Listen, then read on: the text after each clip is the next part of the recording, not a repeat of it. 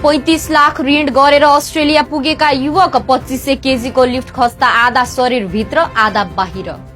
अस्ट्रेलियामा अध्ययन र कामको खोजीमा पुगेका धनगढ़ीका 19 वर्षीय निशान देव सिडनीमा भीषण दुर्घटनाको शिकार भएका छन्। फेब्रुअरी 13 मा किचन ह्याण्डको काम गरिरहँदा करिब 2500 केजी भन्दा बढ़ी सामान ओसार्ने लिफ्ट उनी माथि खस्यो। निशानले आफ्नो पीड़ा व्यक्त गर्दै भने, मेरो आधा शरीर लिफ्टको भित्र र आधा बाहिर थियो।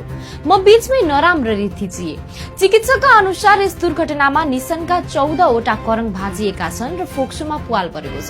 उनका दुवै खुट्टा गम्भीर रूपमा क्षतिग्रस्त भएका छन्। करिब 1 महिना लामो अस्पताल उपचारपछि उनी सिडनीको सानो कोठामा फर्किए पनि हेरचाह गर्ने कोही नभएकाले दैनिक गतिविधि गर्न समेत कठिन भइरहेको छ।